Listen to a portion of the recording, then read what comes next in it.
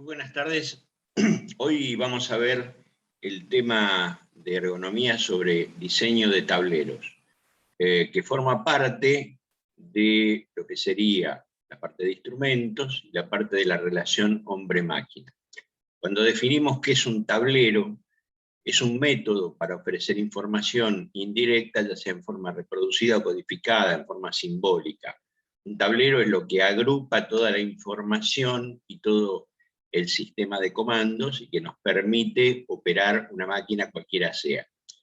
En los tableros lo que vamos a encontrar es el intermedio, la interfase entre lo que sería la relación hombre-máquina. Recordemos que cuando hablábamos de la relación hombre-máquina, nosotros decíamos que un individuo, una persona, un trabajador, un operario, lo que hace es percibir la información que la máquina le está ofreciendo a través de indicadores, lo percibe a través de los 5 sentidos, lo que hace es establecer una interpretación de lo que está leyendo, la compara con lo que él sabe, la compara con lo que sería la forma correcta, la experiencia, los indicios que le da la máquina, y toma una decisión de corregir, avanzar, acelerar, retrasar el proceso. Es decir, toma una decisión. ¿Cómo lo hace? A través de los mandos. Mandos establecen que los mecanismos de control lo que van a hacer es producir una variación en la máquina que vuelve a estar reflejada en el indicador y así sucesivamente. Esa interfase de indicadores y mecanismos de control están instauradas, están ordenadas, están colocadas sobre lo que sería o se llama el tablero de comando.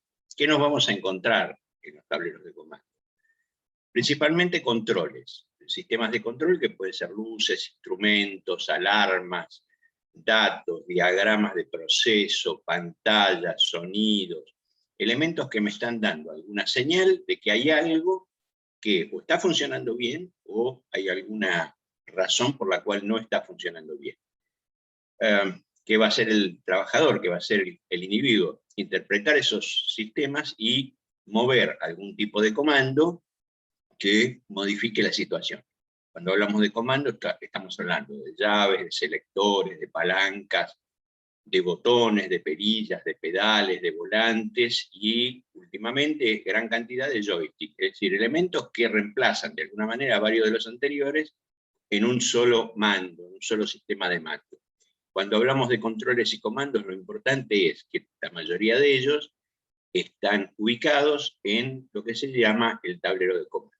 Cuando nosotros hablamos de un tablero de comando, podemos hablar de un montón de equipos. Aquí tenemos, por ejemplo, el tablero de comando y de controles de un tren, donde vemos que hay instrumentos, hay luces, hay alarmas, hay palancas, hay pedales, hay botoneras, es decir, un montón de elementos que se utilizan para conducir ese tren, para manejar, para acelerarlo, para frenarlo, para operar las partes del tren, para operar los limpiaparabrisas, es decir, para lo que haga falta.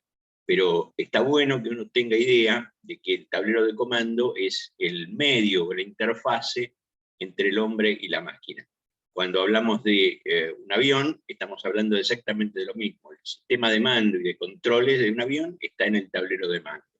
Y prácticamente cualquier cosa que nosotros usamos tiene un tablero de mando. Algo tan simple como un microondas tiene un tablero de mando, donde hay información, donde hay botones de operación, donde hay un sistema de encendido, apagado o de regulación del tiempo. Es decir, siempre hay los mismos elementos, en distinta cantidad, por supuesto, de acuerdo a la complejidad de la máquina, pero nos vamos a encontrar con los mismos sistemas de comando. Algo tan simple y sencillo como una tostadora de pan tiene también su tablero de comando, que me dice el tiempo, la temperatura, el grado de tostadura que le quiero dar, lo que fuere. Esto es como para que tengamos una idea que cualquier cosa que nosotros esperamos va a tener un tablero de mando. Por ejemplo, cuanto más complejo es el proceso, obviamente, más complejo va a ser el tablero de mando. Aquí tenemos, por ejemplo, el tablero de mando de la operación de una central eléctrica, que es algo muchísimo más complejo que una tostadora, y obviamente vamos a tener también mayor cantidad de información que percibimos y mayor cantidad de sistemas de comando para hacer los controles. Lo mismo pasaría si operamos un periscopio, es decir, sigue siendo una máquina, y cada uno de estos elementos tiene su sistema de control. Acá tenemos nuestro tablero de control con todos los datos que necesitamos, con todos los elementos para operarlo. Es decir, lo que les quiero mostrar con esto es que nosotros siempre nos vamos a encontrar con un tablero de control. En un equipo para diálisis, lo vamos a tener también a través de instrumentos, a través de sistemas, de monitores de entrada y salida, de palancas, de sistemas de operación para la bomba de sangre. Es decir, vamos a tener los mismos elementos. Si vamos a un sistema de control o de equipo médico como un sistema de anestesia, también vamos a tener un tablero de comando. El tablero de comando está prácticamente presente en cualquier cosa que utilizan las personas. ¿Qué nos interesa? Vamos a hacer un pequeño repaso de, cuando hablamos de instrumentos, de los indicadores. Recordemos que los indicadores tienen que tener algunos principios para ser utilizados, que son necesarios desde el punto de vista de la operación y del ordenamiento de la información. El primer principio es el principio de economía, que dice que los indicadores visuales se emplean con uno de los tres fines que a continuación se indica. Por ejemplo, se pueden tener para lecturas cuantitativas. Estamos hablando de cantidad. Sería un caso de un termómetro, por ejemplo. Hay lecturas que son cuantitativas, donde sin detectar el estado o condición de funcionamiento, detectan cómo está la máquina. Si estas condiciones pueden ser, por ejemplo, caliente, frío, seguro, encendido, apagado. O puede haber lecturas dicotómicas o de comprobación, donde su fin es comprobar las operaciones o determinar uno o dos niveles, como por ejemplo desconectado o en marcha. Es decir, el principio de economía nos dice que hay tres tipos de indicadores, y esos indicadores nos dan determinados datos. Esto es lo que hace el instrumento. Recordemos que las lecturas cuantitativas estamos hablando de cantidad. Nosotros aquí no tenemos frío o caliente. Vamos a tener que la temperatura ambiente va a ser de 25 grados, o la humedad va a ser del 60 o 70%. Es decir, nos va a dar un dato exacto. Cuando hablamos de lecturas cuantitativas, estamos hablando de cantidad. También podemos tener que haya lecturas cuantitativas en megapascal, cuando medimos una presión, o un PSI, podemos tener velocidad, temperatura, humedad, porcentaje de hidrógeno. Cualquier dato que nos va a dar, en este caso es un manómetro, pero puede ser cualquier otro instrumento, nos va a dar un dato exacto. Eso es una lectura cuantitativa, recordemos. Cuando hablamos de lecturas cualitativas, estamos hablando de calidad o estado. Es decir, estamos diciendo que un equipo está en régimen, porque la aguja del indicador está en verde, y después podemos tener una escala que nos dé el dato, pero con un solo golpe de vista nosotros podemos ver que este elemento está dentro del régimen normal, que sería el área verde. Si estuviera en el área roja, significa que hay algo que está mal. Aquí nos pasa lo mismo, que está dentro del área verde.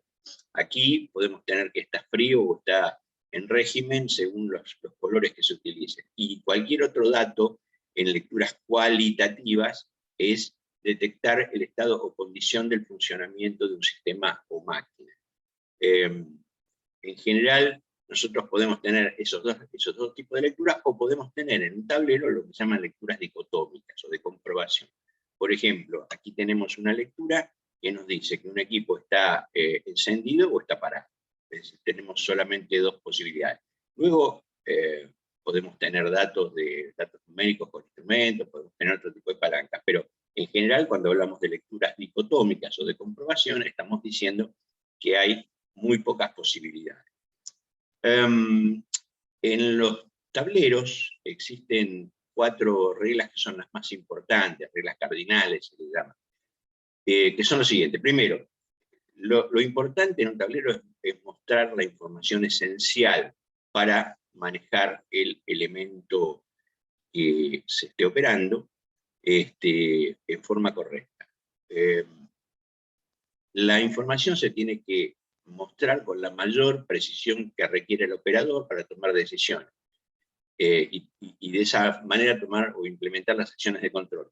Si nosotros le damos una precisión excesiva, le complicamos la vida. Entonces, ¿Qué es lo que hace falta? Saber si está encendido. Bueno, una lámpara verde, una luz verde me está diciendo que está bien. Ahora, si yo tengo que regular el flujo de anestesia para un paciente, evidentemente tengo que tener un instrumento de mayor precisión, es decir, tengo que tener un dato que sea mucho más preciso. En general se busca presentar la información de la forma más simple, entendible y utilizable posible, para no generar confusión, para que sea fácil de interpretar, y fundamentalmente para que se puedan tomar decisiones rápidas. La información tiene que estar presentada de tal manera que al fallar o a tener un mal funcionamiento del tablero será evidente. Es decir, tenemos que mostrarlo de forma tal para que no nos dé lo que se llaman lecturas erróneas. En general, cuando nosotros buscamos información en un tablero, este es un tablero de automóvil, tenemos lo que se llama información esencial. Es decir, aquí tenemos el rango de funcionamiento de un motor entre 60 y 120 grados, nos muestra cuando supera los 100, 105 grados que estaríamos en recalentamiento del motor, tenemos solamente dos datos, tengo un símbolo que me indica que es la temperatura, tengo un rango que, o una unidad que me dice que es en grados centígrados, y entonces yo sé que si la aguja está aquí en el medio, serían los 100 grados, el punto correcto de funcionamiento del motor, está todo funcionando bien. No necesito saber que el motor tiene o está funcionando a 89 grados o a 91. Está dentro del rango de funcionamiento. Lo mismo pasa con el medidor de nafta. A mí no me interesa saber si tengo 54 litros, 36 o 22. Yo sé que aquí está lleno, aquí está por la mitad, aquí está vacío. Con estos tres datos me alcanza para saber que cuando la aguja se está acercando a este cero, tengo que cargar combustible. En general tienen una ayuda que suele ser un dibujito que se enciende cuando me queda lo que se llama la reserva, es decir, unos litros de nafta como para hacer unos 40 o 50 kilómetros más. Pero esto es lo que se llama información esencial, solamente lo que yo necesito y nada más que eso. Si necesito mayor precisión, tendré que usar instrumentos o elementos que tengan otro rango de medición, porque el dato que estoy necesitando evidentemente es más importante.